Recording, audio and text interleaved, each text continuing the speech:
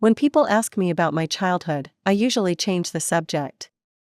It's not that it was terrible, I had food on the table and a roof over my head, but let's just say it wasn't exactly the Brady Bunch.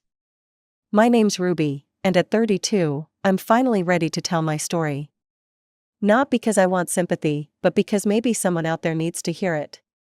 I was 8 when my life changed completely. That's when my sister Sarah was born, 2 months premature. I still remember my dad rushing to the hospital in the middle of the night, and my Aunt Jessica coming to watch me. Everyone was so worried about the baby, and honestly, so was I. I didn't know much about premature babies then, but I could tell from the adults' faces that something was wrong. Sarah survived, but she was incredibly fragile. Our house turned into something between a hospital and a fortress against germs. Mom was constantly cleaning, and the smell of disinfectant became as familiar as the scent of dinner cooking. Every surface gleamed, and God forbid if I so much as sniffled. "Ruby, was that a cough?" Mom would ask, her eyes narrowing with concern, not for me, but for Sarah. "We can't take any chances. Pack your bag, you're going to Grandma's for a few days." And off I'd go, either to Grandma's house or Aunt Jessica's, like I was being quarantined. It happened so often that I kept a pre-packed bag in my closet. At first, I tried to see these visits as mini vacations, but after a while, it just felt like exile. I threw myself into school, determined to at least make them proud that way. I got straight A's, joined the debate team, even won a regional science fair. But every achievement was overshadowed by Sarah's latest doctor's appointment or minor improvement. "Look, Mom, I got first place in the science fair," I'd say, holding up my trophy. "That's nice, honey. Did you wash your hands?" Sarah's been a bit sniffly today. The worst part? When Sarah turned 7, she suddenly stopped getting sick. It was like a switch flipped, and she became this perfectly healthy kid. But nothing changed with Mom and Dad. They'd spent so long protecting her that they didn't know how to stop. And Sarah? She learned pretty quick that she could get anything she wanted by playing the fragile card. High school should have been my time to shine. I was doing everything right, honor roll, extracurriculars, the works. But in our house, Sarah's drama always took center stage. I remember one parents' night particularly well. My chemistry teacher had just finished telling Mom and Dad about my potential for a science scholarship. "Ruby's one of our brightest students," Mr. Peterson said, beaming. "She has a real future in." Before he could finish, Mom's phone rang. Sarah was having a crisis at home with the babysitter. "What's wrong, sweetie?" Mom asked into the phone, already gathering her things. I could hear Sarah's theatrical sobs through the speaker. "I can't find my favorite pen for homework. The one Ruby gave me is stupid."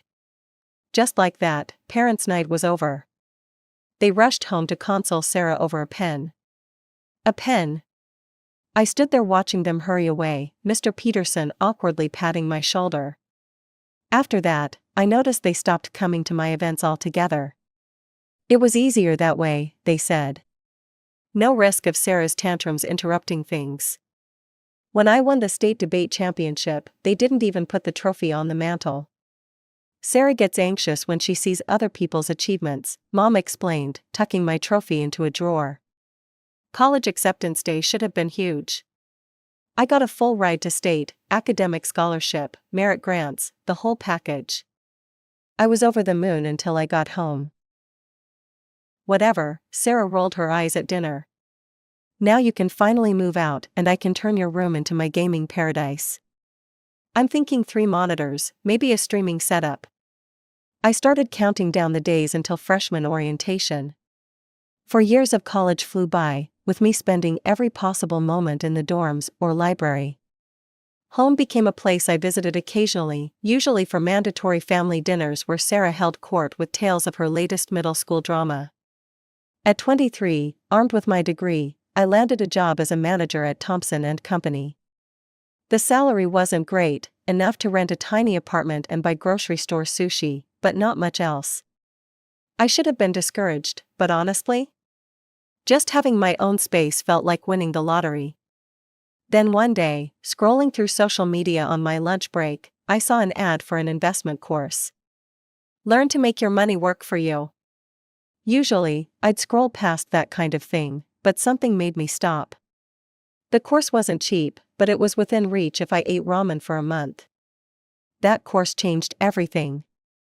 The instructor, Dave, had this way of making complex investment strategies seem obvious. I started small, putting a few $100s into promising tech stocks. Then a few hundred more. I studied market trends like my life depended on it, took advanced courses from top investors, learned about risk management and portfolio diversification. My first big win came from a small AI company nobody was watching. My $500 investment turned into $5,000 in 3 months. Then came the biotech startup that tripled my money. Before I knew it, my side hustle was making more than my day job. I'll never forget the morning I realized I could quit. I was sitting at my desk, pretending to care about quarterly reports, when my investment app pinged. Another stock had hit my target price. I did the math, my investment income was now triple my salary. I typed up my resignation letter right there. I kept going to those Saturday family dinners. Don't ask me why, maybe habit, maybe some lingering hope that things would change. I'd sit there, picking at Mom's overcooked chicken, listening to them go on and on about Sarah's life, while my investment portfolio pinged away in my pocket. "Ruby, you're still at Thompson's, right?" Mom would ask occasionally, not really interested in the answer. "Yep, same job," I'd say, and watch their attention drift away before I even finished speaking. It was easier that way. No need to explain that I'd quit 2 years ago, that I was making more money in a day than I used to make in a month. Sarah was the star of every dinner conversation. She'd gotten into Carleton University, one of those schools where the tuition costs more than a house. "It's so expensive," Mom would sigh, but her voice was proud. "But Sarah deserves the best education. We've taken out loans, of course, but it's worth it for our little girl's future." Sarah would beam, twirling her pasta. "My roommate has a Gucci backpack. Everyone there comes from such good families." The undertone was clear, "Unlike your family, Ruby. Unlike you." One Saturday, I arrived to find Mom in tears over bills. Dad was at the kitchen table, surrounded by paperwork, his reading glasses perched on his nose. "The property taxes went up again," he muttered. "And with Sarah's tuition." I watched them struggle, remembered all the times they'd chosen Sarah over me, and still, they were my parents. That night, I set up an automatic transfer, $1,000 a month, to their account. When I told them about it, Mom actually hugged me. It was the first time in years she'd shown me any real affection. "Oh, Ruby, this will help so much." I thought maybe things would change after that. Maybe they'd see me differently. But then I overheard them in the kitchen after dinner. "We should send some of Ruby's money to Sarah," Mom was saying. "At least $300. The poor thing feels so out of place among all those wealthy students." "Good idea," Dad agreed. "She needs to keep up appearances. Maybe she can finally buy herself that designer bag she's been wanting." I wanted to walk in there and tell them everything. About quitting my job, about my investments, about the fact that I could buy the whole damn designer store if I wanted to. But I didn't. I just stood there, shaking my head, listening to them plan how to spend my money on Sarah's social climbing. By the time I turned 29, I was ready for a change. My investment portfolio had grown beyond my wildest dreams, and I was tired of paying rent. After months of searching, I found the perfect apartment in a secure building with a great view of the city. Nothing flashy, just clean lines, good bones, and enough space to feel like home. Best part? I could buy it outright, no mortgage needed. The day I got the keys, I stood in the empty living room, listening to my footsteps echo off the hardwood floors. This was mine, all mine. No loans, no debt, no strings attached. I'd done this myself, without anyone's help or approval.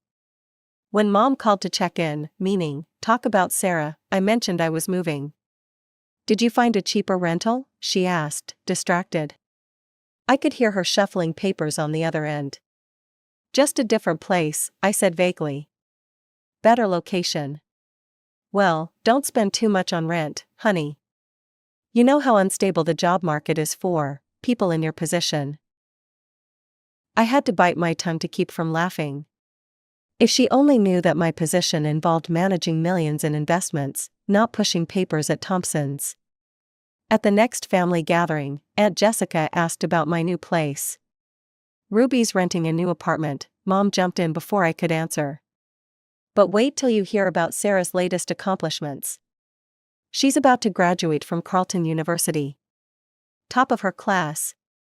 I watched the familiar scene unfold, relatives cooing over Sarah's prospects while shooting me pitying glances. Sarah's going places, Dad announced proudly. Not that we're surprised. She's always been our achiever. Already has companies fighting over her. Unlike some people who settle for mediocrity, my cousin whispered to his wife, not quite quietly enough. I sipped my wine and thought about the stock trade I'd made that morning that had earned more than his annual salary. But I stayed quiet. Let them think what they wanted. Then came Sarah's graduation party.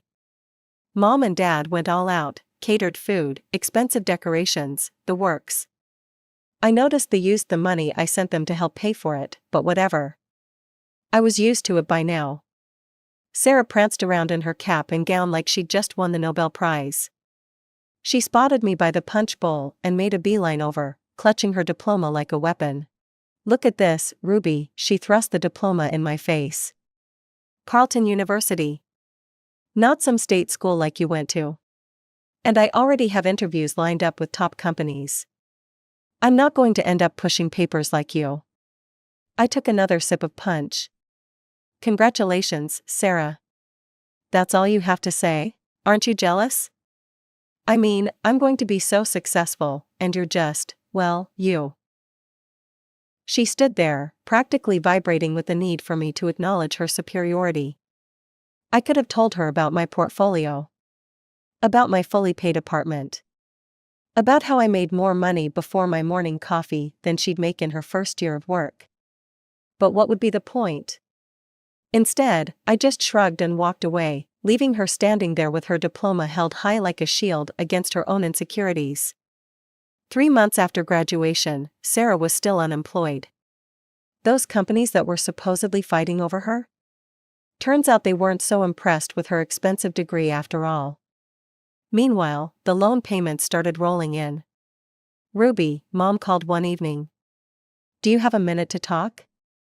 The loan payments for Sarah's education. Mom paused, probably for dramatic effect. They're really crushing us, honey. And with all our other bills. I hate to ask, but could you possibly? How much do you need? I asked, already knowing I'd regret this. Well, if you could increase your monthly help to $2,000, that would be such a blessing. I thought about all the times they dismissed my achievements, all the times Sarah had mocked my career. But I also thought about my bank account, with its comfortable 7 figures that my family knew nothing about. Okay, I said finally. I'll set up the new amount starting next month. Mom's thank you was barely out before she started planning how to spend it. This will help so much with Sarah's loan payments, and maybe we can help her buy some proper interview clothes.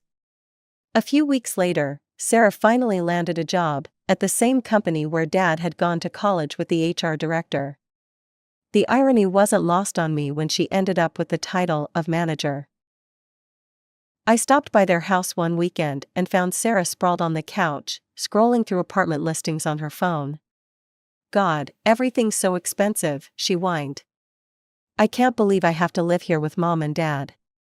This is so embarrassing. You could look at some smaller apartments, I suggested.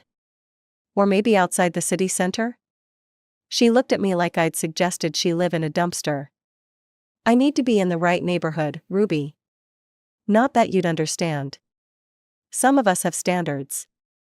I glanced around at our parents' modest living room, where she was currently living rent-free, but kept my mouth shut. Anyway, she continued, tossing her phone aside, this is just temporary. Unlike you, I'm not going to be stuck as a manager forever. I have actual potential. As Thanksgiving approached, Mom went into her usual hosting frenzy. Every year, she insisted on doing everything herself, turning the kitchen into her personal stress domain. But this year was different. "I don't know what I'm going to do," she moaned over the phone a week before the holiday. "I sprained my back getting Sarah's laundry out of the dryer, and I can barely stand up straight. How am I supposed to cook for 20 people? Why don't you let me handle it?" I offered. "I can have everything catered from that new restaurant downtown." "You're such a good daughter," Mom gushed. "I don't know what we'd do without you." I caught sight of Sarah in the background of our video call, rolling her eyes dramatically. Mom's praise of me, however slight, was clearly ruining her day. Thanksgiving Day started like any other family gathering.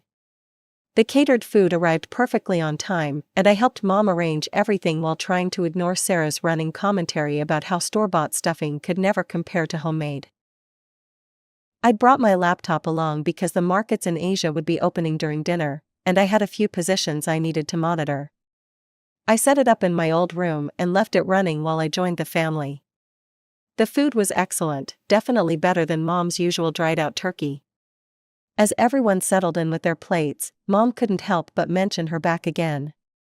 "I was so worried about how I'd manage the cooking," she said, addressing the whole table of aunts, uncles, and cousins. But Ruby stepped in and arranged for all this lovely catered food. "Wasn't that thoughtful?" "That's really nice of you, Ruby," Aunt Jessica smiled at me. "It must have been expensive." "Oh, it's nothing," I said, trying to deflect the attention. "I'm just glad everyone's enjoying it." "She's doing well enough at that management job to help us out quite a bit," Mom added proudly, probably the first time she'd bragged about me in years. I noticed Sarah's face darken. She pushed her chair back abruptly and left the room. I thought she was just having one of her usual tantrums, but something felt different this time. She returned moments later, clutching my laptop with a triumphant smirk that made my blood run cold. "Let's see just how well Ruby's really doing," she announced to the whole table. "Since she's so generous, I bet she won't mind if I show everyone her bank account. Time to prove what a loser she really is." I jumped up from my chair. "Sarah, don't." But it was too late. She had already turned the laptop around, my banking app still open from my earlier check. The room went dead silent. Sarah's face drained of color. She looked like she'd seen a ghost. Her hand started shaking so badly, I thought she might drop my laptop. "Sarah?" Mom asked, concerned. "What's wrong? What does it say?" Sarah's voice came out as barely a whisper. $4 million. The silence that followed was deafening. I could hear the tick of Mom's ancient kitchen clock, the hum of the refrigerator, the sound of my cousin's fork clattering onto his plate. "There must be some mistake," Aunt Jessica said, peering at the screen. "Ruby's a manager at Thompson's." "I haven't worked at Thompson's for years," I said quietly, finally letting the truth out. "I quit to focus on investing full-time. I studied the markets, took courses, learned everything I could. And I got good at it, really good." "You mean you're rich?" Sarah's voice cracked on the last word. I took a deep breath and looked around the table at my family's shocked faces. "I've been investing for years now. Started small, learned as I went. Yes, I have $4 million in that account. And no, I wasn't hiding it, you all just never asked." The silence lasted exactly 3 seconds before Mom's scream shattered it like glass. $4 million? She shot up from her chair, her face turning an alarming shade of red. "You have $4 million and you've been letting us struggle all this time?" I stared at her in disbelief. "Struggle? I send you $2,000 every month. You're a millionaire." She was practically hysterical now, her voice reaching pitches I didn't know were possible. "Your sister has student loans. We have bills. How could you be so selfish, so greedy?" Dad joined in, his face twisted with anger. "We raised you better than this, Ruby. To think you've been hoarding money while your own family suffers." I felt something snap inside me. Years of being the second choice, the afterthought, the reliable but unimportant daughter, it all came rushing out. Hoarding money? Are you serious? I laughed, but there was no humor in it. Where were Mom and Dad's savings for your college, Sarah? Oh wait, they didn't save anything, because they spent it all on your endless demands. But funny thing, they didn't pay for my college either. Remember that? I got a full scholarship while you went to your fancy private university on loans. That's different, Mom snapped. Sarah needed. Sarah needed, Sarah wanted, Sarah. I was standing now too. It's always been about Sarah. Well, guess what? My money is mine. I earned it. Every penny. $2,000 is nothing to you, Mom shouted back. You should be sending us at least $10,000 a month. We're your parents. The laugh that burst out of me was almost manic. 10,000? You want $10,000 a month? For what? So you can keep spoiling your precious Sarah? I turned to my sister, who was shrinking back now. You wanted to prove I was a loser? Surprise! The sister you've looked down on for years, the one you mocked for being just a manager, turns out she's the successful one. How does it feel? The relatives sat frozen around the table, forks suspended midway to their mouths, watching the scene unfold like a tennis match from hell. Well, if you're so successful, Mom spat, you can certainly afford to help your family more. It's your duty. My duty? I walked over to Sarah and snatched my laptop from her hands. My duty ended the day you decided Sarah was the only daughter worth caring about. She's the promising one, remember? The one with potential? Well, let her fulfill that potential and help you pay the bills. Aunt Jessica tried to intervene. Maybe we should all just calm down. But there was no calming this storm. Mom and Dad were both shouting now, their words overlapping into a hurricane of accusations and demands. Sarah had started crying, her go-to move when things didn't go her way. Without another word, I walked out of my childhood home, the sound of my mother's continued screaming following me all the way to my car. The messages started before I even got home that night. My phone buzzed constantly with texts and calls from Mom, Dad, and Sarah. At first, they were angry demands, then came the guilt trips. I tried responding at first, hoping maybe they'd somehow understand, but it was like talking to a wall. They didn't want to understand, they just wanted access to my bank account. Then Mom took it to social media. Her post was a masterpiece of maternal martyrdom. Heartbroken to discover my eldest daughter has become a millionaire while watching her family struggle. She refuses to help her sister with college loans or support her aging parents. Money truly changes people. Please pray for Ruby to remember her family values. The comments poured in. Family friends I hadn't seen in years suddenly had strong opinions about my character. How could she be so heartless? I always knew there was something off about that one. What kind of person abandons their family like this? Mom liked every single comment, adding little crying emojis and "thank you for understanding" responses. My relatives, who had witnessed the Thanksgiving meltdown firsthand, notably stayed quiet. But their silence didn't help much against the mob of family friends, calling me everything from ungrateful to evil. That was the last straw. I opened my banking app and stared at the recurring transfer to my parents, $2,000 monthly, which they dismissed as pocket change. With one click, I canceled it. I sent Mom one final message. I've canceled the monthly transfers. I'm done being your ATM, don't contact me again. They didn't take the hint. The calls increased, now coming at all hours. Sarah tried using different numbers when I blocked hers. Dad left long, rambling voicemails about family duty. Mom's social media campaign kicked into high gear. I blocked them all, phone numbers, email addresses, social media accounts. But I knew they wouldn't stop there. James, I called down to my building's concierge. I need to add some names to the do not admit list. I gave him their names and descriptions, even showed him pictures. He nodded understanding, making careful notes. Sure enough, the very next day, James called up to let me know my parents and Sarah had tried to force their way in. They'd caused quite a scene in the lobby, threatening to call the police. That night, I opened my laptop and started researching real estate in other states. Maybe it was time for a fresh start somewhere new. Somewhere they couldn't find me.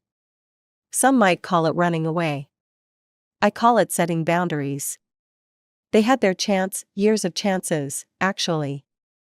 They chose to ignore my achievements, belittle my success, and favor Sarah at every turn. Now that they've shown exactly how they view me, I feel no obligation to maintain the relationship. And as I research homes in distant cities, I feel nothing but relief. Sometimes the healthiest thing you can do for yourself is walk away.